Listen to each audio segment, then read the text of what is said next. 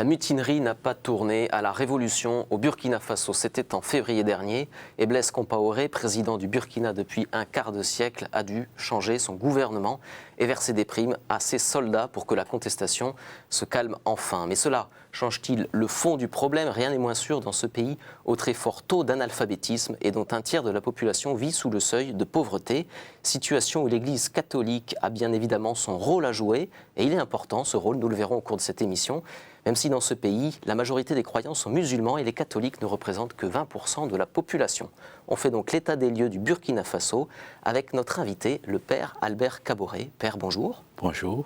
Alors vous êtes prêtre du Burkina Faso, vous êtes arrivé en France en septembre dernier pour faire des études à la Catho de Paris. Vous êtes rattaché à la paroisse parisienne Saint-Pierre du Gros-Caillou, mais votre diocèse d'attache, c'est le diocèse de Koudougou. C'est ça. Une ville située au centre du pays, pas loin de la capitale, Ouagadougou. Et Koudougou, c'est un des lieux où s'est développée cette contestation des mois de février et de mars. On imagine qu'en France, vous avez dû suivre ça, vous, tout particulièrement, parce que c'est le lieu que vous connaissez bien, c'est votre diocèse d'attache. Effectivement, quand on vient d'un pays, d'un village ou d'une ville, on reste bien attaché à ce lieu où on a grandi, où on a vécu. Et j'ai donc une affection très particulière pour mon pays et pour ma ville et pour mon village. Est-ce que vous avez eu le sentiment, en suivant les événements des mois de février et de mars, que ça aurait pu dégénérer? Est-ce que vous avez craint à un moment donné que ça dégénère? Oui, j'ai bien craint comme tout le monde, parce que quand on entend les choses de loin, bon, c'est autrement vécu, autrement senti que lorsqu'on est sur place. Alors, j'avais peur que les choses ne dégénèrent. Mais ça n'a pas été le cas. Pas complètement. Et pas complètement, mais il y a quand même à déplorer puisqu'il y a eu perte de vie et les gens en ont souffert. Et c'est regrettable. Est-ce que vous pensez que ce calme qui est revenu peut être un calme de longue durée ou au contraire, ça risque encore, on risque encore de voir des manifestations violentes comme on a vu? Et je souhaite que le calme soit de longue durée et j'espère que dans le dialogue, dans l'écoute, dans la concertation, on peut arriver à avoir quelque chose de positif.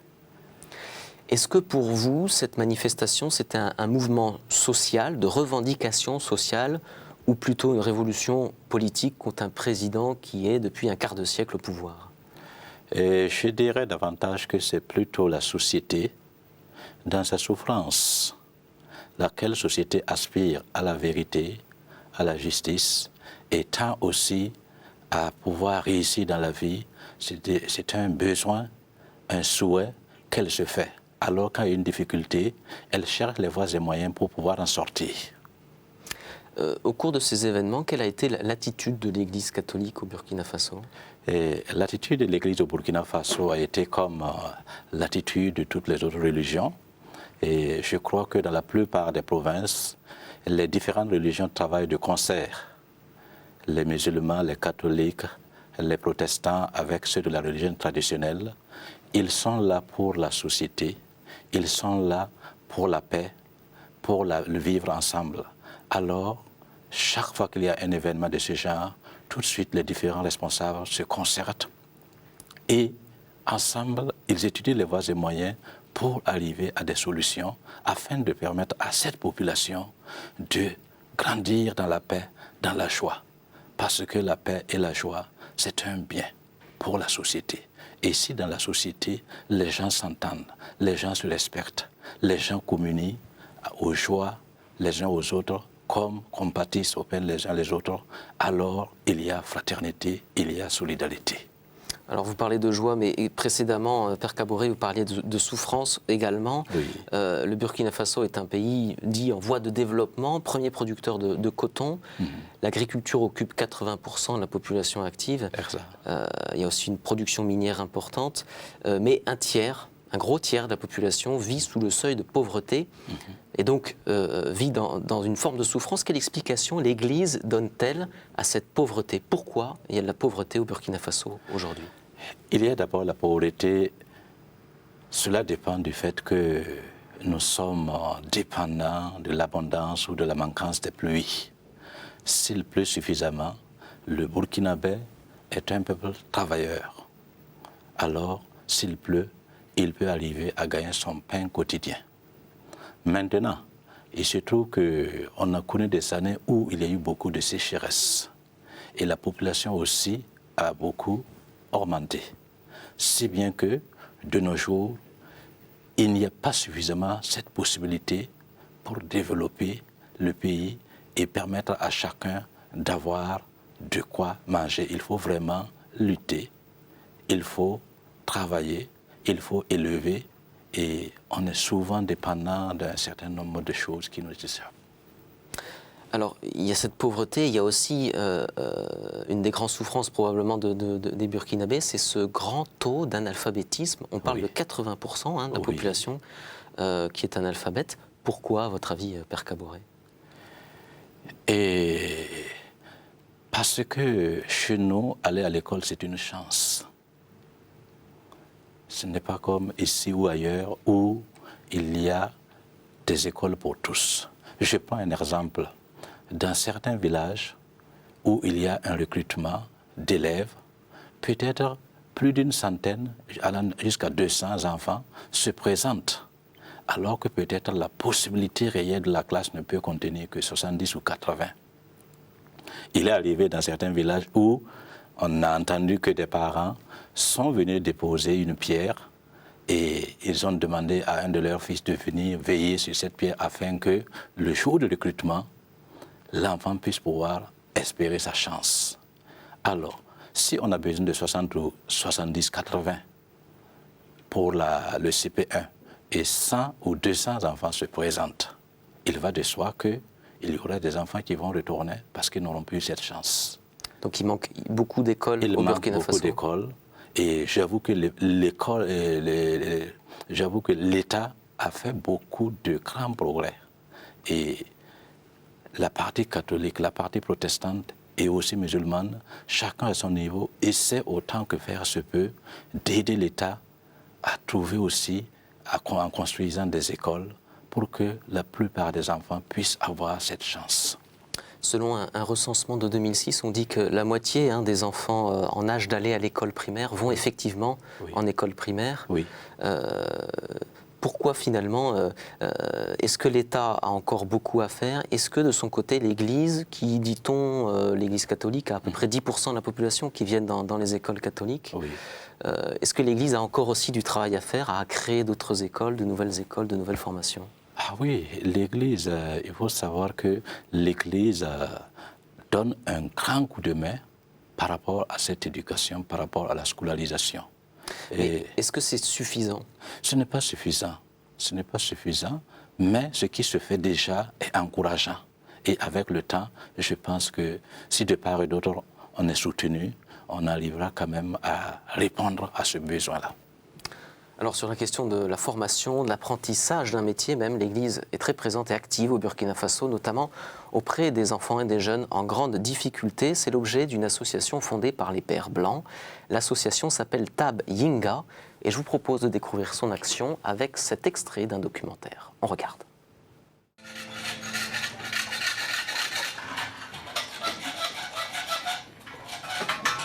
J'ai 14 ans. Je travaille ici au Tab Yinga. Donc, je m'appelle Trabo Suleiman. J'étais dans mon village et puis ma mère est décédée. Donc, je suis venue chez ma grand-mère à Ouaga ici pour rester. Donc, après ça que je suis sortie dans la rue et je dormais dans la rue.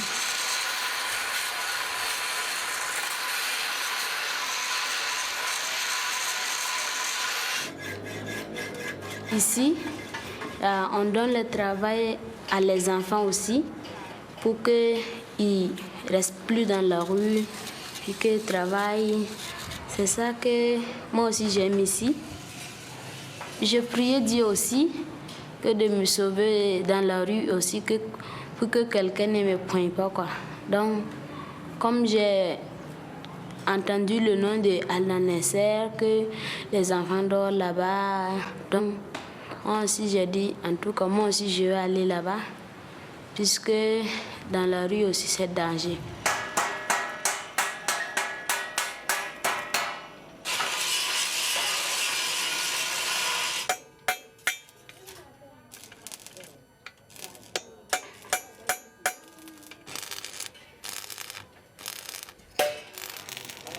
Si les enfants n'ont pas à manger, qu'est-ce qu'ils vont faire? Ils vont voler, ils vont commettre des petits larcins, ils vont escroquer les honnêtes citoyens, ils vont essayer de faire la force pour ceux qui sont assez grands, aux passants, aux usagers de route ou des véhicules. Voilà. C'est comme ça qu'ils se débrouillent. Et pour pouvoir arriver à se débrouiller, il va falloir qu'ils se font aider en consommant toutes ces sortes de drogues. Donc c'est pour ça d'ailleurs que nous allons dans la rue et nous les sensibilisons à prendre conscience du fait que la rue n'est pas un milieu de vie. Et la rue ne peut pas leur porter un avenir radieux. Et donc nous sensibilisons à venir au centre où nous leur offrons quand même beaucoup de services. Ils peuvent se laver, ils peuvent avoir des habits, ils peuvent manger, ils peuvent se soigner. Et en même temps, ils peuvent apprendre un métier. Ils peuvent aussi nous parler de leur histoire. Ils peuvent nous parler de leurs blessures qu'ils ont dans la rue. Ils peuvent nous parler de tout ce qui les préoccupe. Voilà l'association Tabinga au Burkina Faso, une association qui donc permet à des enfants en grande difficulté de se former, notamment pour avoir un métier. Ça, c'est un aspect important de la présence de l'Église catholique au Burkina Faso. Il y a aussi d'autres formes d'action sociale que les congrégations religieuses, que l'Église diocésaine assure au Burkina Faso. Oui, d'abord sur le plan de l'éducation, nous en avons déjà parlé. Oui.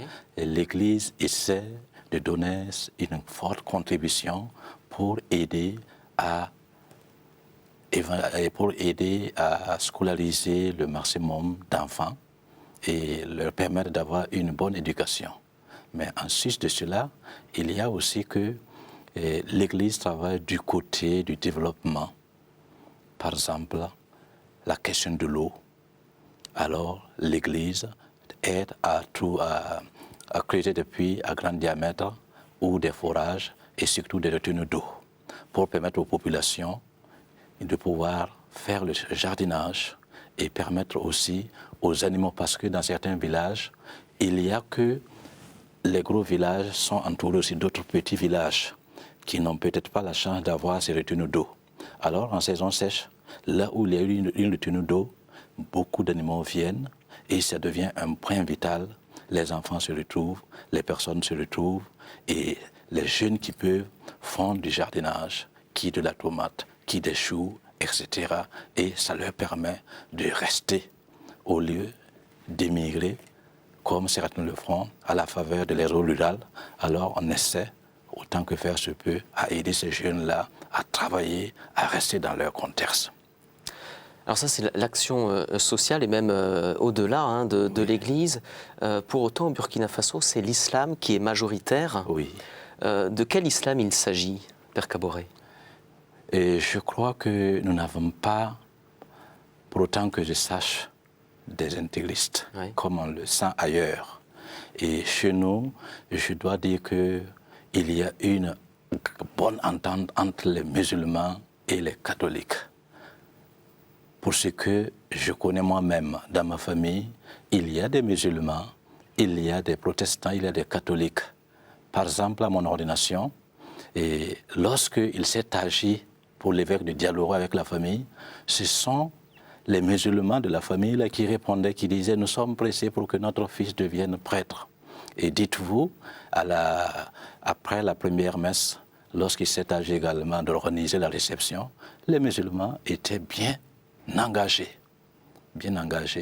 Et je crois que moi-même, j'ai eu une formation sur le plan de l'islam, d'abord au Burkina, ensuite à Dakar, et cela m'a permis d'apprécier ces gens-là. Et chez nous, au Burkina, la religion est quelque chose qui est venu. D'abord l'homme. Le nom de la famille Kaboré, Zongo, Wiraro, passe d'abord. c'est un fils Kaboré, un fils Zango, qui est allé adhérer à la religion musulmane, à la religion chrétienne. Il revient donc avec une valeur. C'est un enrichissement pour toute la famille. Alors chez nous, c'est ce qui passe avant tout. Donc il n'y a pas à se disputer, à se bagarrer pour dire « toi tu es musulman, toi tu es chrétien ». Donc d'abord l'essentiel c'est l'homme et la communion entre frères, la solidarité, ce sont des valeurs que nous apprécions aussi bien ceux de la religion traditionnelle que ceux de la religion musulmane, catholique, etc. Alors à côté de l'islam et du christianisme, il y a aussi la religion traditionnelle qui reste encore, qui marque encore beaucoup le pays et même qui continue, j'allais dire, de marquer des chrétiens et des musulmans qui mêlent des fois un peu de religion traditionnelle à leur pratique chrétienne. Est-ce que ça veut dire que l'évangélisation du Burkina Faso n'est pas encore assez approfondie? Effectivement, l'évangile arrive au Burkina en 1900. Mais ça veut dire que ce peuple a quand même évolué depuis que l'évangélisation est arrivée. Mais il reste encore beaucoup à faire. Les gens sont évangélisés, mais la culture est là. Vous savez que la culture, c'est ce qui s'ajoute à la nature. En comparant cela, la religion traditionnelle a encore son impact. Pas qu'elle empêche aux gens d'adhérer au christianisme, mais qu'est-ce que vous voulez?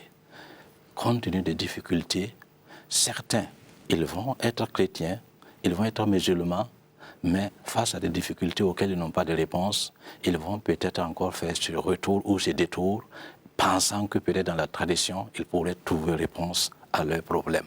Alors l'Église, le sachant, travaille pour aider à enraciner le message, et de sorte qu'il y ait une rencontre entre la culture qui reçoit le message chrétien, de sorte que la religion et l'évangile permettent à cette culture de pouvoir s'enrichir pour qu'il y ait une vraie rencontre. Père Kaboré, est-ce qu'il y a un point particulier de cette religion traditionnelle qui fait obstacle à cet approfondissement de l'évangile? Il y a bien sûr, il y a la coutume. Il y a la coutume.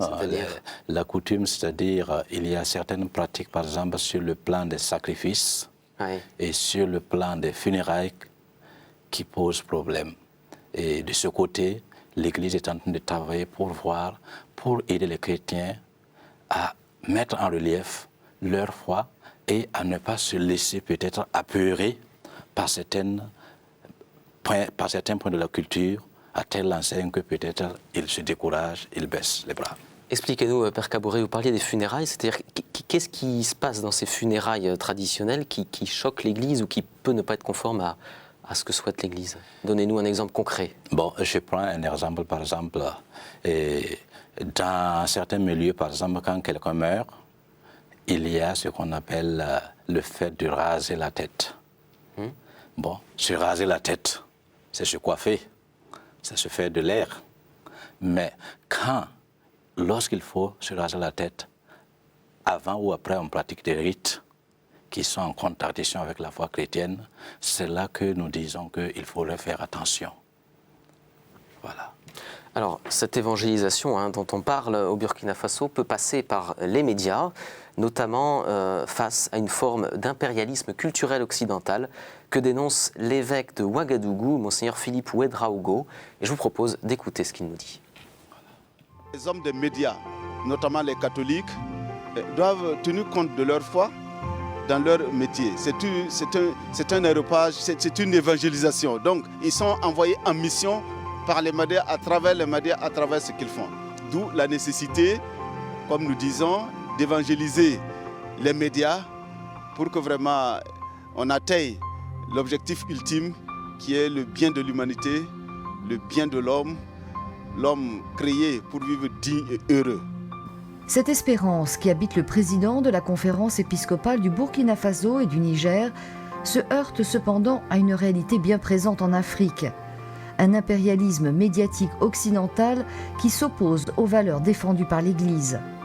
Les médias sont très puissants, l'Afrique est assez faible à ce niveau et nous avons l'impression qu'un certain lobby, je dirais un certain impérialisme de la pensée unique s'impose de plus en plus. on n'arrive pas à identifier les agendas secrets, les sociétés secrètes qui manipulent tout cela. Toutefois, nous, les pauvres, les faibles, les petits, nous avons l'impression qu'on veut s'imposer. On veut créer une société autre que ce que nous vivons, ce que nous voudrions vivre, surtout à partir de l'Évangile, à partir du Christ, qui est notre première référence. Voilà, Monseigneur Ouedraogo, évêque de Ouagadougou. Père Kaboré, est-ce que vous partagez son avis? Je partage son avis. Quelle forme, il parle d'impérialisme culturel occidental qui viendrait en contradiction ou qui viendrait mettre à défaut la culture africaine en général et au Burkina Faso. Est-ce qu'il y a un aspect qui vous semble évident de cet impérialisme occidental? Bon, je dirais d'abord que les médias, c'est quelque chose de positif, en ce sens qu'ils permettent une rencontre de plusieurs cultures. Et vous savez qu'en matière de médias, il y a eu des grands pas qui sont faits, même parfois qu'on n'est pas tout à fait formé pour pouvoir faire opérer un certain discernement par rapport à ce qu'on reçoit. Nous sommes aujourd'hui à une mondovision où tout arrive en même temps. Nous, chez nous, on a commencé par le poste radio, ensuite, plus tard, il y a la télé, il y a le cinéma, la télé, et aujourd'hui, il y a l'Internet. Alors, on reçoit, et tout ce qui est véhiculé à travers ces médias, tout n'est pas quand même à être... tout n'est pas tout à fait positif. Mais est-ce que quand même il y a certains aspects qui viennent combattre les valeurs positives du Burkina Faso, la famille, la solidarité familiale? Est-ce que Ah oui, il y a quand même certains aspects qui viennent combattre justement nos valeurs de la solidarité lorsque, par exemple, ces médias cultivent l'individualisme, cultivent, par exemple, la vie intime qui irait dans le sens de cette possession, qui nuirait à ce don total, à cette solidarité, à cette communauté. Je dirais que quand même, il doit s'y opérer une certaine compréhension mutuelle, un discernement qui permette à ceux qui reçoivent ces médias de savoir qu'il y a quand même une philosophie qui est véhiculée. Alors cette évangélisation, elle passe aussi bien évidemment par les structures de l'Église, et notamment les diocèses. Dans votre diocèse de Koudougou, il y a combien de prêtres aujourd'hui? Dans notre diocèse de Koudougou, il y a à peu près 90 en allant à 100 prêtres. Et comment est structurée aujourd'hui une paroisse quand vous étiez encore il y a quelques mois prêtre dans ce diocèse-là? Quel était votre travail? Est-ce qu'il s'agissait d'aller dans tel ou tel village et qui est assez éloigné les uns des autres? Comment ça fonctionne concrètement? Oui, j'ai 23 ans de sacerdoce. Oui. Et durant les 23 ans, j'ai eu la chance d'être vicaire dans une paroisse et d'être curé de la cathédrale. Et j'ai aussi été envoyé comme formateur au grand séminaire. Je suis revenu dans le diocèse comme curé d'une paroisse du Sud. Ensuite, j'ai été directeur de l'école des catéchistes. Et enfin, récemment, j'ai été directeur du petit séminaire. C'est dire que j'ai eu la chance quand même de voir à peu près comment fonctionne une paroisse. Dans les grandes villes, les paroisses fonctionnent comme les paroisses, par exemple, ici. Et on a un apostolat sur place avec les chrétiens. Tandis que quand j'étais par exemple au sud, à Léo par exemple, la paroisse s'étend de 140 km sur 120 à peu près. Alors, et nous étions 3 prêtres pour plusieurs villages. Et dès le mardi, il fallait 2 prêtres sortaient en tournée et un qui restait dans la paroisse pour essayer de gérer le quotidien, écouter les chrétiens qui sont dans le chef-lieu de la paroisse. Les autres doivent sillonner les villages, rencontrer les catéchistes, rencontrer les communautés chrétiennes pour leur apporter la bonne nouvelle et écouter aussi ce que les catéchistes et les chrétiens de ces localités ressentent comme difficulté sur le plan pastoral. Et on revenait dans la paroisse, au chef-lieu de la paroisse, soit jeudi, soit vendredi, de telle sorte qu'il y ait une rencontre le samedi matin. On fait le point pour pouvoir repartir encore. Il nous reste 40 secondes pour cette émission. Oui. Où en sont aujourd'hui les vocations au Burkina Faso? Au Burkina Faso, il y a beaucoup de vocations. C'est plutôt dans une dynamique positive. Et une dynamique positive. Et la difficulté maintenant, c'est comment aider à discerner, comment aider à accompagner, comment aider à les former davantage pour qu'on devienne davantage missionnaires au service de l'Église. Eh bien, nous finirons sur ces mots, Père Albert Kaboré. Merci beaucoup d'avoir participé à notre émission d'Église du Monde sur le Burkina Faso. Je rappelle que vous êtes un prêtre du Burkina Faso, du diocèse de Koudougou, et que vous êtes depuis le mois de septembre en France pour vous former notamment et faire une thèse sur les catéchistes, Voilà, c'est ça, à la Catho de la Paris. vie et le ministère du catéchiste titulaire. Merci beaucoup d'avoir Merci participé à notre émission. Merci à vous de l'avoir suivi. Et on vous donne rendez-vous la semaine prochaine pour une nouvelle édition d'Église du Monde. À bientôt.